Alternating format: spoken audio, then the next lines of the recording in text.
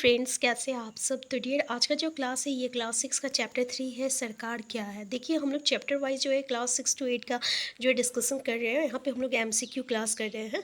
तो पहला क्वेश्चन देखिए आपका, प्राकृतिक आपदाएं के समय लोगों की सहायता कौन करता है। सरकार, नेता, लोग और आपका उपयुक्त सभी। तो जैसे पता है कि जब भी प्राकृतिक आपदाएं होता है जैसे सुनामी उनामी, तो देखिए सरकार जो रहता है ना ये लोगों की सहायता करता है। नेक्स्ट है आपका कुछ उदाहरण जो सरकार के अंग है, सर्वोच्च न्यायालय, भारत पेट्रोलियम, भारत रेल और उपयोग सभी। तो आपको पता है कि ये सब जो है ये आपका सरकार का ही आपका अंग है, ठीक है। इसको सरकारी हम लोग कहेंगे। तो ये जो हो जाएगा आपका आंसर डी, इसका करेक्ट आंसर हो जाएगा। नेक्स्ट क्वेश्चन है, मतदाता केवल एक वोट दे सके इसके लिए क्या किया जाता है। उंगली पर स्याही लगाना, रजिस्टर में रिकॉर्ड लगाना, रसीद देना, इनमें से कोई नहीं। तो आपको पता है जो भी लोग जो है वोट देते हैं उनकी उंगली पे एक निशान लगा दी जाती है ताकि वो दोबारा वोट ना दे सके। नेक्स्ट है क्वेश्चन है आपका, झगड़ों पर निपटारा करने वाला सरकारी अंग कौन सा है। कार्यपालिका, विधान पालिका, न्यायपालिका, उपयोग सभी। तो देखिए झगड़ों का निपटारा करने वाला कौन होता है, तो ये आपका न्यायपालिका होता है। आंसर सी हो जाएगा। नेक्स्ट क्वेश्चन है, लोकतांत्रिक सरकार की विशेषताएं क्या है। देखिए यहाँ से जो है आपको सिविक्स में से जो है ना डायरेक्ट क्वेश्चन पूछ लिया जाता है, ठीक है ना। यहाँ से डायरेक्ट आपका सीटेट में क्वेश्चन देखने को मिलेगा। इसके अलावा आपका टीचर लेवल जो भी एग्जाम आता है उसके लिए ये आपका इंपॉर्टेंट है। नेक्स्ट है, लोकतांत्रिक सरकार की विशेषताएं क्या है। पहला ऑप्शन है, लोगों के पास अपने नेताओं को चुनने की शक्ति है। लोग इन नियमों को बनाकर और भाग लेकर खुद प्रशासन करते हैं। नेक्स्ट है, यूनिवर्सल एडल्ट फ्रेंचाइज। तो आपको पता है इसी का मतलब क्या होता है, लोकतांत्रिक होता है। ये तीनों जो हो जाएगा स्टेटमेंट बिल्कुल सही है, तो ये सब आ जाएगा।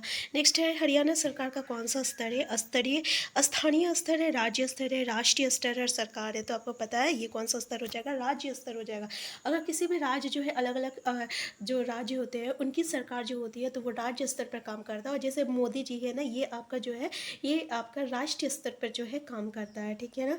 तो ये आंसर क्या हो जाएगा, आंसर बी हो जाएगा। नेक्स्ट है आपका, भारत में गाड़ी चलाने के लिए किस चीज़ों की ज़रूरत होती है। कानून का, उनका लाइसेंस का, सरकार का, इनमें से कोई नहीं। तो पता है कि गाड़ी चलाने के लिए हमें किस चीज़ की ज़रूरत होती है, लाइसेंस की ज़रूरत होती है। तो आंसर बी हो जाएगा। नेक्स्ट है, निम्न में से सरकार का अंग कौन सा है।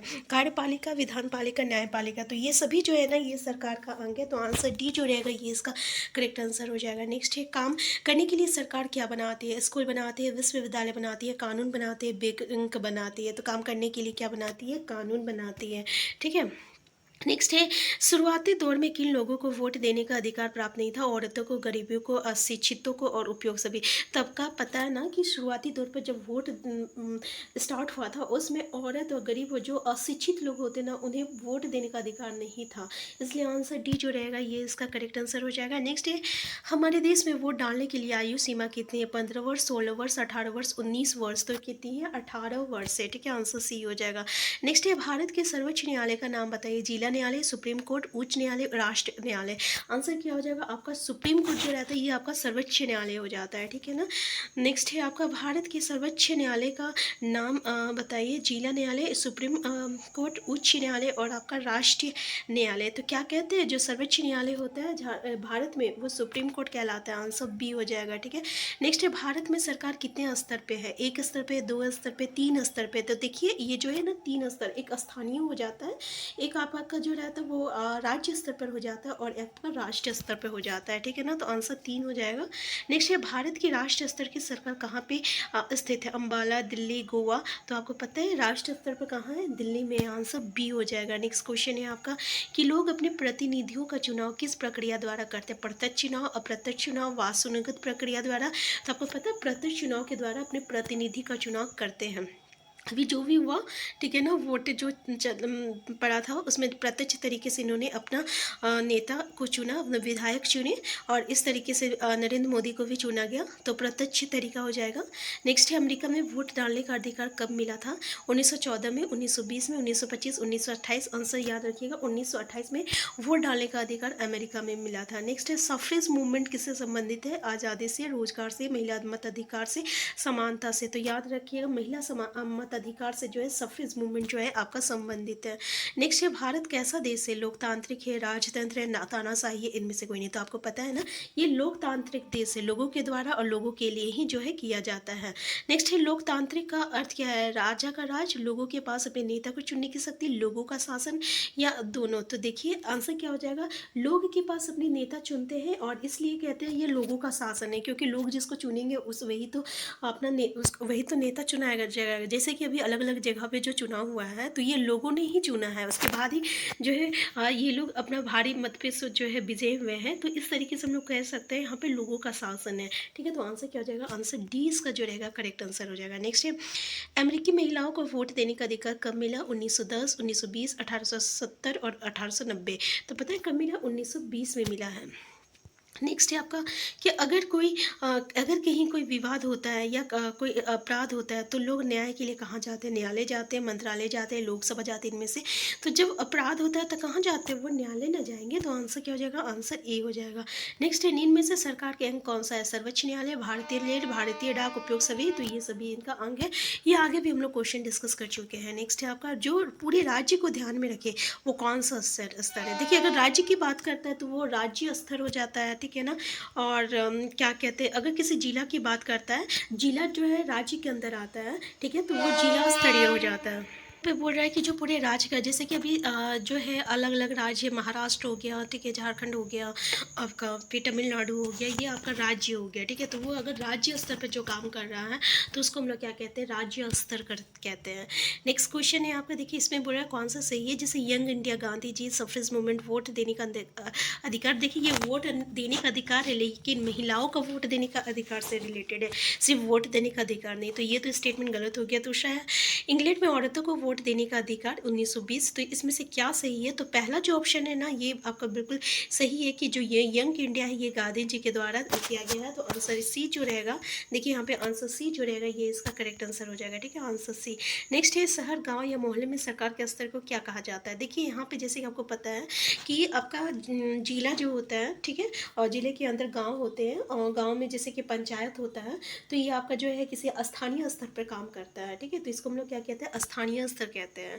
अगर हम लोग किसी राज्य की बात करें, जैसे झारखंड में बहुत सारे जिला हैं, बहुत सारे जिला में बहुत सारे गांव हैं, बहुत से प्रखंड है, तो हर एक गांव में का अपना पंचायत सिस्टम है, तो उसको हम लोग स्थानीय स्तर कहते हैं।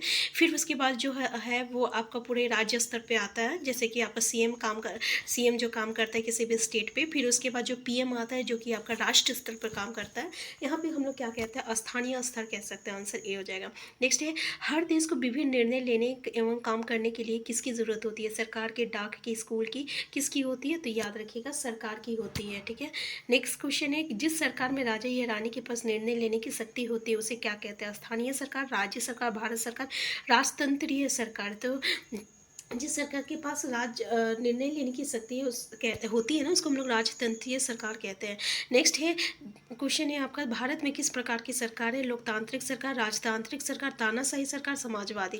तो देखिए लोकतांत्रिक सरकार है, ठीक है, लोकतांत्रिक है। नेक्स्ट है मैं ये विचार सहन नहीं कर सकता कि जिस आदमी के पास संपत्ति हो वो वोट दे सकता है। ये कथन किसका है, जवाहरलाल नेहरू का, महात्मा गांधी, भीमराव अम्बेडकर। तो ये महात्मा गांधी ने कहा था कि जिसके पास उस समय क्या होता था, जो आपका अमीर होते थे ना वही लोग वोट दिया करते थे, जो गरीब होते थे, जो महिला होती थी, जो अशिक्षित होती थी, उन्हें वोट देने का अधिकार नहीं था। इसलिए इस स्टेटमेंट को लेकर महात्मा गांधी ने कहा कि ये हर किसी का अधिकार है, ऐसा नहीं कि जिसके पास संपत्ति है वही वोट दे सकता है। इसलिए ये स्टेटमेंट किसका होगा, महात्मा गांधी का हो जाएगा, आंसर बी।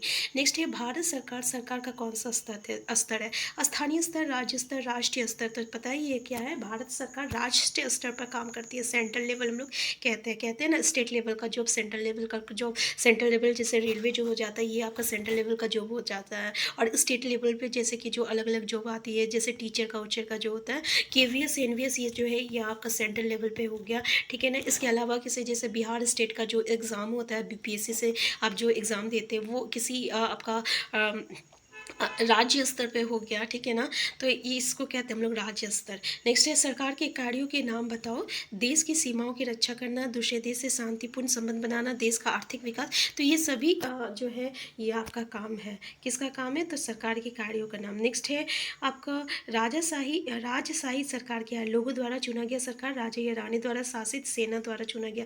तो आपको पता है राजशाही क्या होता है? जैसे राजा है ना, उसका बेटा जो रहेगा वो फिर से राजा बनेगा, फिर उसका बेटा राजा, ये राजवंश कहलाता है। और इसी तरीके से ये जो है पीढ़ी दर पीढ़ी चलता जाता है, ठीक है। तो ये जो है इसको कोई चुनता नहीं है, खुद ये जो रहता है ना आपका हेरिडिटरी होता है। तो इसी को हम लोग क्या कहते हैं? वंशानुगत होता है। तो इसी को हम लोग राजशाही सरकार कहते हैं, ठीक है। आंसर बी हो जाएगा। नेक्स्ट है लोकतंत्र में कैसे भाग लेते हैं? सीधे चुनाव की प्रक्रिया द्वारा, चुने गए प्रतिनिधि के द्वारा।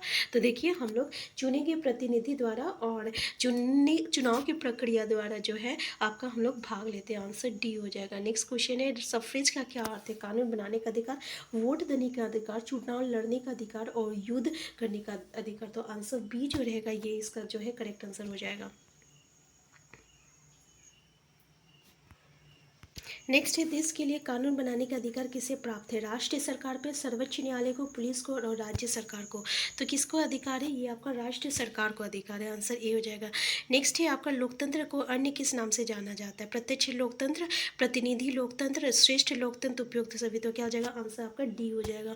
नेक्स्ट है निम्नलिखित कथनों पर विचार कीजिए। लोकतंत्र का मूलभूत विचार है कि लोग नियमों को बनाने में भागीदार बनकर खुद शासन करें। दूसरा प्रतिनिधि लोकतंत्र में लोगों की सीधी भागीदारी नहीं होती है। उपयुक्त में से कथन कौन सा के जैसे एक दो तो याद रखिएगा केवल एक ही सही है। दूसरा स्टेटमेंट देख लीजिए, प्रतिनिधि लोकतंत्र में लोगों की सीधी भागीदारी नहीं होती। तो ये गलत है क्योंकि लोकतंत्र में सीधी भागीदारी होती है। यहाँ पे देख सकते हैं कि लोग जो है